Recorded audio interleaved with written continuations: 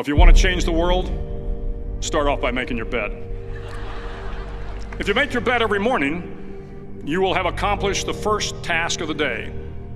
It will give you a small sense of pride, and it will encourage you to do another task, and another, and another. And by the end of the day, that one task completed will have turned into many tasks completed. Making your bed will also reinforce the fact that the little things in life matter. If you can't do the little things right, you'll never be able to do the big things right. And if by chance you have a miserable day, you will come home to a bed that is made, that you made. And a made bed gives you encouragement that tomorrow will be better. To pass SEAL training, there are a series of long swims that must be completed. One is the night swim. Before the swim, the instructors joyfully brief the students on all the species of sharks that inhabit the waters off San Clemente. They assure you, however, that no student has ever been eaten by a shark, at least not that they can remember. But you are also taught that if a shark begins to circle your position, stand your ground. Do not swim away. Do not act afraid. And if the shark, hungry for a midnight snack, darts towards you, then summons up all your strength and punch him in the snout, and he will turn and swim away. There are a lot of sharks in the world. If you hope to complete the swim, you will have to deal with them. So if you want to change the world, don't back down from the sharks. Over a few weeks of difficult training, my SEAL class, which started with 150 men, was down to just 42. There were now 6 boat crews of 7 men each. I was in the boat with the tall guys, but the best boat crew we had was made up of the little guys, the Munchkin crew, we called them. No one was over 5'5".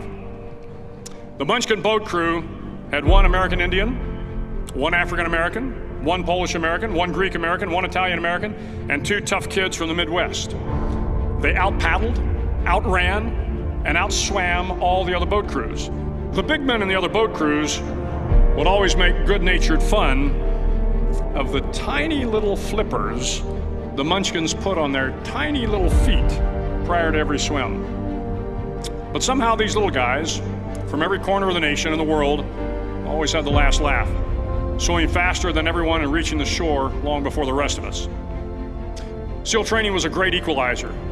Nothing mattered but your will to succeed, not your color, not your ethnic background, not your education, not your social status.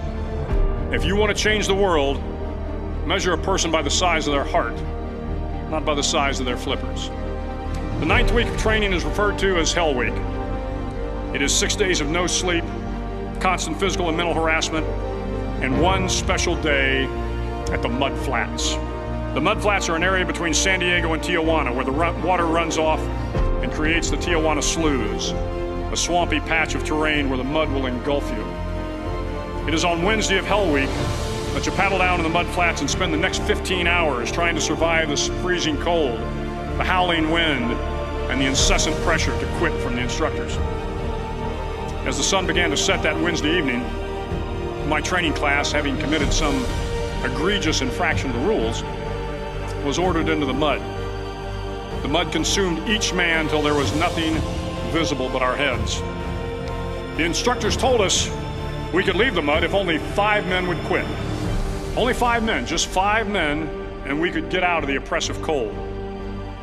Looking around the mud flat, it was apparent that some students were about to give up. It was still over 8 hours till the sun came up. 8 more hours of bone-chilling cold. The chattering teeth and the shivering moans of the trainees were so loud, it was hard to hear anything. And then one voice began to echo through the night. One voice raised in song. The song was terribly out of tune, but sung with great enthusiasm. One voice became 2, and 2 became 3, and before long, everyone in the class was singing.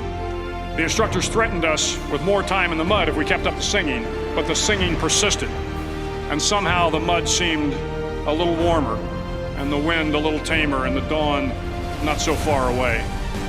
If I have learned anything in my time traveling the world, it is the power of hope, the power of one person, a Washington, a Lincoln, King, Mandela, and even a young girl from Pakistan, Malala. One person can change the world by giving people hope. So if you want to change the world, start each day with a task completed. Find someone to help you through life. Respect everyone. Know that life is not fair and that you will fail often. But if you take some risks, step up when the times are the toughest, face down the bullies, lift up the downtrodden, and never ever give up. If you do these things, the next generation and the generations that follow will live in a world far better than the one we have today. And what started here will indeed have changed the world for the better.